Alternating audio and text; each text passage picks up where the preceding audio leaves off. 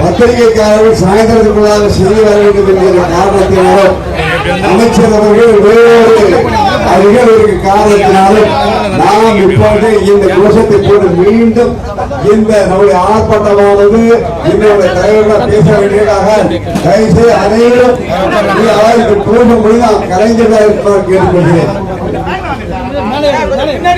தமிழக அரசு தமிழக அரசு தமிழக அரசு தமிழக அரசு அனுமதி கொடு அனுமதி கொடு அனுமதி கொடு அனுமதி கொடு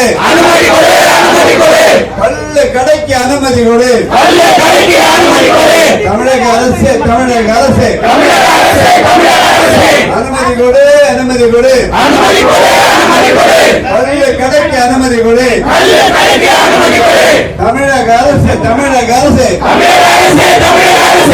பனை தொழிலாளர் உயிர் இழப்புக்கு 10 லட்சம் நிவாரணம் கொடு 10 லட்சம் நிவாரணம் கொடு தமிழக அரசு தமிழக அரசு 10 லட்சம் நிவாரணம் கொடு போடாதே போடாதே பனை தொழிலாளர் மீது பொய் வழக்கு போடாதே தமிழக அரசு தமிழக அரசு போடாதே போடாதே பனை தொழிலாளர் மீது பொய் வழக்கு போடாதே தமிழக அரசு தமிழக அரசு காப்பாற்று காப்பாற்று தமிழக அரசு தமிழக அரசு காப்பாற்று காப்பாற்று பனை தொழிலாளர்களை காப்பாற்று தமிழக அரசு தமிழக அரசு பனை தொழிலாளர்களை காப்பாற்று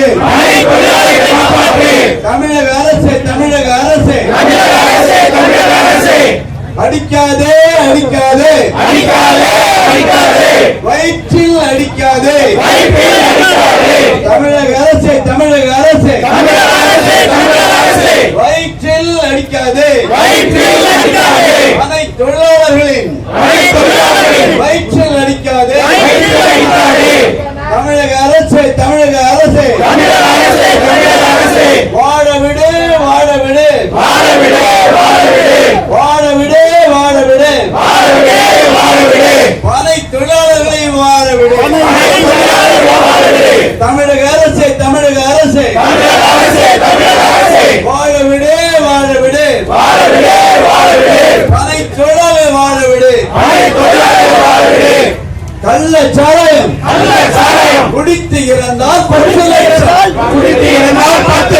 கள்ள சாராயம் குடித்து இறந்தால் 10 லட்சம் பனை தொழிலாளர் விபத்தில் இறந்தால் கைவிரிப்பு பனை தொழிலாளர் விபத்தில் இறந்தால் கைவிரிப்பு தமிழக அரசு தமிழக அரசு கள்ள சாராயம் குடித்து இருந்தால் 10 லட்சம் விபத்தில் பனை தொழிலாளர் விபத்தில் இருந்தால் கைவிரிப்பு. மக்கள் கட்சி மற்றும் நாடார் அமைப்புகள் சங்கங்கள் இணைந்து கல்லூரிக்கு அனுமதி வழங்க வேண்டும். பனைமரத்திலிருந்து தவறுகளிலிருந்து உயிரிழப்பவர்களின் குடும்பத்திற்கு 10 லட்சம் ரூபாய் நிதி வழங்க வேண்டும். அரசு வேலை வழங்க வேண்டும். பனைமரம் இறக்கி விற்பனை செய்வதன் மீது பொய் வழக்கு காவல்துறை போடக்கூடாது. கருப்பட்டி மற்றும் பனை பொருட்களை அரசு கொள்முதல் செய்து ரேஷன் கடையில் விற்பனை செய்ய வேண்டும். கோவை வேளாண்மை கல்லூரி உருவாக்கியுள்ள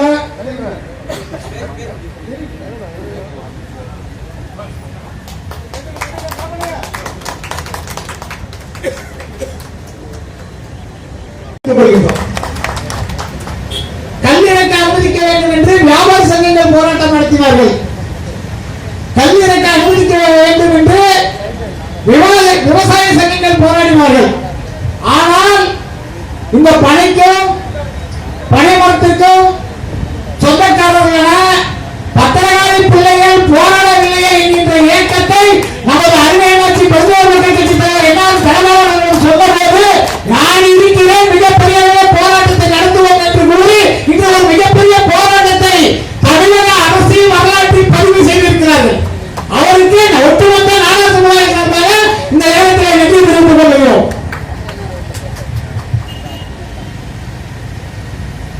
தமிழகத்தில் கல்வி என்பது பணம்பால் தான் கல்வி. அதாவது கல் தோன்றி மண் தோன்றி காலத்தை முன் தோன்றிய மூத்த கொடி தமிழ் கொடி, அது வாழோடு தோன்றிய இனம் தமிழீழம் என்று சொல்வார்கள்.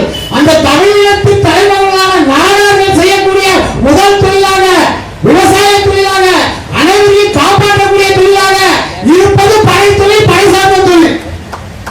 முடி முதல் கீழ் வரை எட்டு ஒரு பயன்களை கொடுக்கக்கூடிய ஒரே மரம் பூர்வாக கற்பகத்தரு காமதேன் என்று அழைக்கக்கூடிய நமது பனைமரம்.